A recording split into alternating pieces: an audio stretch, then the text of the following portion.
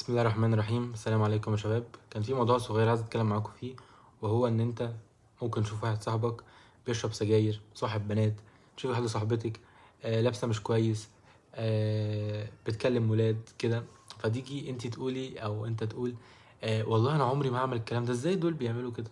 ازاي ده كويس؟ في نوعين، ممكن واحد فعلا يبقى كويس فعلا من جواه وفعلا مش بيعمل الكلام ده او شايف ان هو مش هيعمله بعدين. ممكن واحد اللي هو بيتكبر وخلاص او بينظر وخلاص. تمام، الاتنين نفس الحالة. ان انت هتعمل الذنب ده. تمام، اي حاجة انت بتتكبر عليها بجد، ان انت انا مش هعمل الذنب ده، انا الذنب ده صعب، الذنب ده كبير عليا وانا متربي وانا كويس وانا صدقني والله هتلاقي نفسك عملته. تمام، فدي نصيحة بسيطة جدا، ان انت ما تتكبرش على اي ذنب. اي ذنب مهما كان كبير، ممكن تحصل فتنة تتفتن وتعمله. محدش كبير على اي ذنب، محدش كبير على اي حاجة في الدنيا.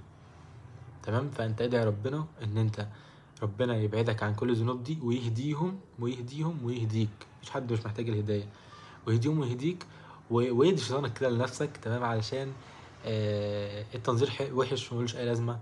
ولو انت قلت ده كذا وده كذا وده كذا، ده شخصيا حصل لي من حوالي 5 سنين باين، وانا فعلا كويس وانا كذا وكذا وكذا، بس عملت الذنب ده. جات لي كده بعد كام شهر لقيتني عملت الذنب ده. فبالتالي اي ذنب حد بيعمله ادعيله كتير ان هو يبطله، وادعي لنفسك ان انت ما تقعش فيه، ان انت محدش يجرك ليه والكلام ده كله.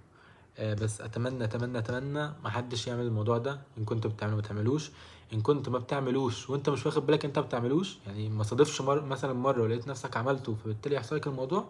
لا، ادينا لفت نظرك ان انت ما تعملوش خالص. ولو انت ما بتعملهوش وانت واعي ده، الله ينور عليك. وبس ادعوا لي عشان الواحد بقى عنده عملي وفاينل وكده. ويلا، السلام عليكم.